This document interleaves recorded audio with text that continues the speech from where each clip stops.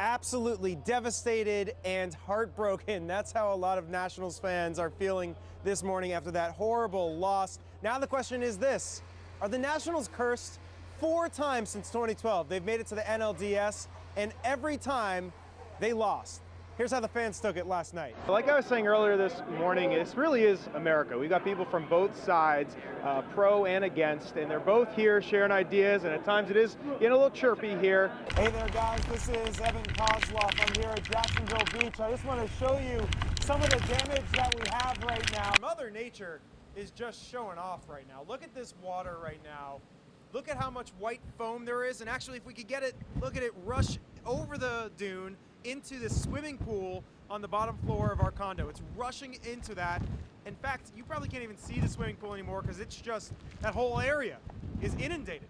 All right, so we all know that elephants are huge, but we want to show you just how big they are. And to do this, I'm going to need a little help. Help from more Evans, just like me and that guy over there. What we're going to do is a little experiment where we round my weight up to, say, 200 pounds, and then we show how many of us equals 1 elephant. And right out of the gate, we could tell you 3 of us is not going to be enough. Even 10 of us is not going to be enough to match 1 elephant. What we really need is 60 Evans. That is way too much Evan. I just heard him use the word nasty, and that was an accurate way to describe it. As the sleet is coming through, and you could probably hear it a little bit, right? That wind. It's not comfortable to be out here. I want to talk a little bit about the consistency of this. This is what snow days are all about. We're joined by, there it is, we're joined by Emily, Ethan, and Yana, and they're 9, 13, and Emily, let's start with you. What's the snow day all about for you?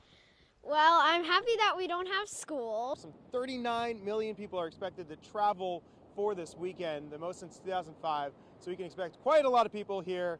Mike, Jen, Allison, the whole crew, I'll send it back to you guys. Let me know if you want any Thrasher's fries, anything like that. I'll bring back all the good stuff for you guys. Saltwater taffy, buddy. There's a lot of energy. We've got a lot of kids here, a lot of athletes, and we'll start with a quick question. Who's your favorite player in the NBA? Kevin Durant! Kevin Durant! Okay, that was a really easy question, right? Oh, Evan, do you have any company there? What are you doing? You're sitting in a massage chair, aren't you?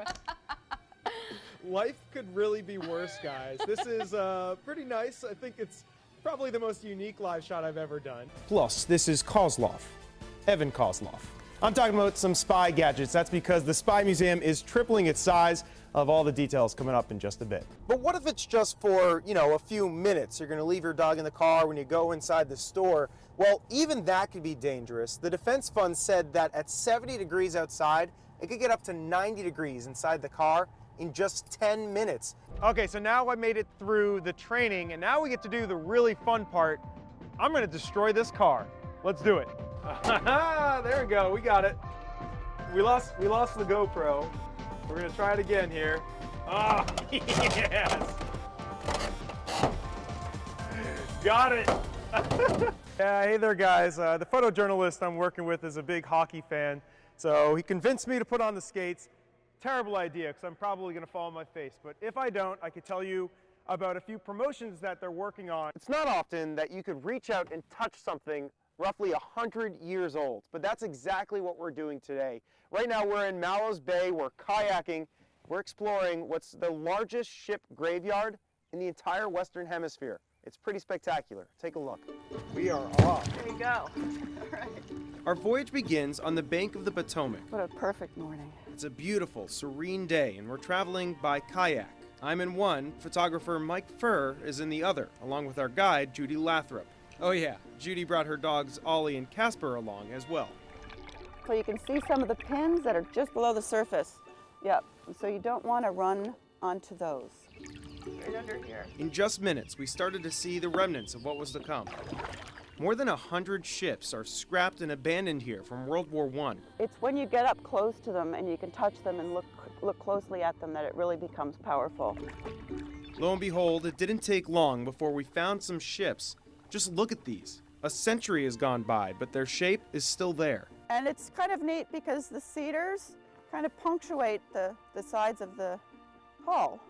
See the 2 cedars on either side? An entire ship transformed into a makeshift island and a habitat for wildlife. Take beavers, for example. Here, they've actually built their lodge right on one of the wrecks, so they've used the frame of this 100-year-old ship as the platform for their lodge. Now, one question you might have is, how did these boats get here in the first place? Well, after World War I, it would have been too expensive to remove these gigantic ships from the water, so they chose to dump them here. Since then, they've been ransacked, pillaged, and looted countless times, first during the Great Depression, and then again during World War II. Still, these ships remain. It's very powerful to me when you think there are, about 150 wrecks here. And the effort that it took to make these. And so we continued our journey through Mallows Bay, not only looking to the past, but perhaps reflecting on the present. And that's what this is all about, just sitting here quietly, touching it and thinking about it. And it just and facing this way with the birds and the osprey. And you can think about what it was like 100 years ago. With no plans to quit my job anytime soon, Evan Koslof, WUSA 9.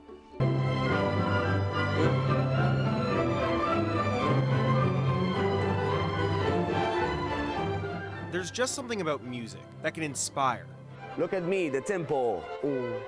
Students playing notes written hundreds of years before they were born, and making them come alive.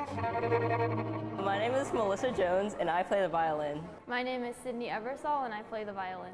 My name is John Jor, and I play violin. Just a few of the kids from the orchestra who are joining us to show us some serious skills.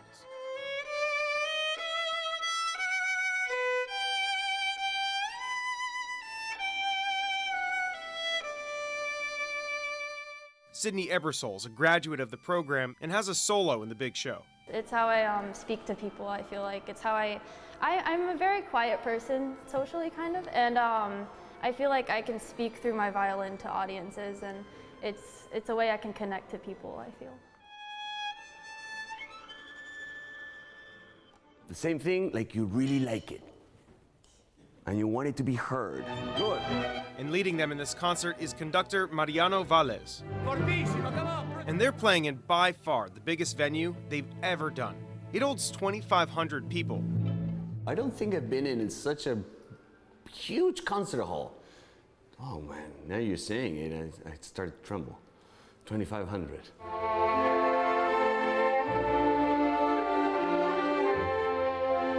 The orchestra is made up of dozens of students, both rich and poor, from private and public schools, and from across the region, Maryland, Virginia, and DC. They're all binded through music. Melissa Jones is a sophomore and says there's nothing like when the group gets in a groove. Oh, that's probably the best feeling that you can have being a musician. It's when you're playing and everyone else is in sync. When you're with the conductor and you know that everything is sounding great. So the music fills the room at this one last rehearsal. Fortissimo, come on, project guys, I can hear you! Their next stop is the Kennedy Center. I'm just excited. Bring it on. Hi, how can I help you? In a small cafe in Sterling, coffee beans are grinding, and the milk is steaming. Hi, how are you? There's conversation, too, Cinnamon and strawberry. as folks make their orders and start their day. Okay, yeah, no problem. But this coffee shop is about more than just coffee, or even tea. I have just been overwhelmed with the response. Brian Clark thought of the idea, but he's not some entrepreneur trying to make a buck, or some master brewer trying to master the craft. He's a pastor.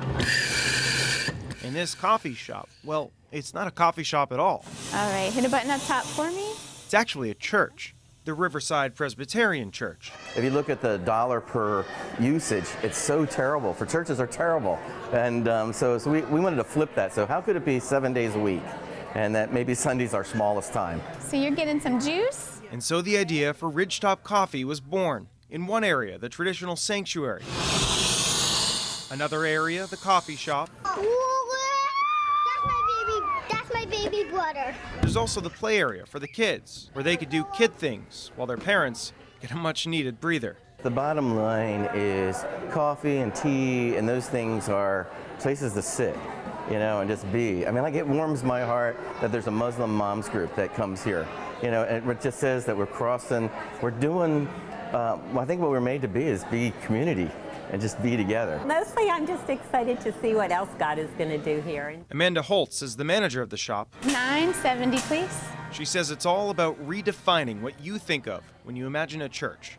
I think people think of churches as just somewhere you go on Sunday mornings and then you go home. But a long time ago, they used to be the hub of the community, and we wanted to have that again here in Sterling. I think what life is really about is those conversations, is those friendships, and so we're just helping people to do the life that I think they're made to have. And doing it one cup at a time.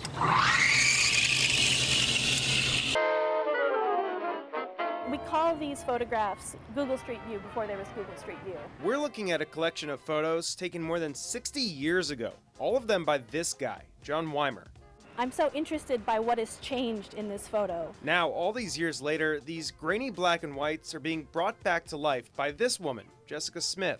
She's an anthropologist, and over the last 2 years, she's been recreating each and every photo using Google Maps. It's just so interesting to see the city in black and white and then try and picture that Weimer walked this area. And so Smith didn't stop there. She's now put the photos online in an easy format that lets you compare then to now. I am so annoying to travel with now in the car because all I do is we drive past things and oh, that's a Weimer photo, and oh, that's a Weimer photo.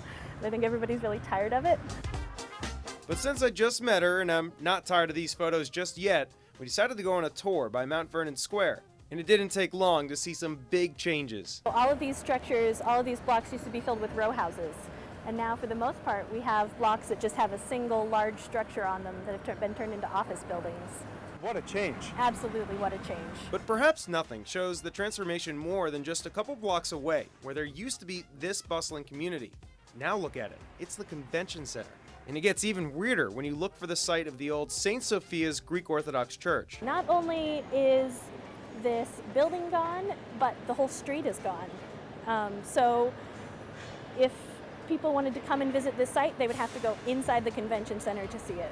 As for Jessica, she says it's all about finding that connection to our past. So it's all of those wonderful hidden gems about the city that you would have no idea unless you were looking for it.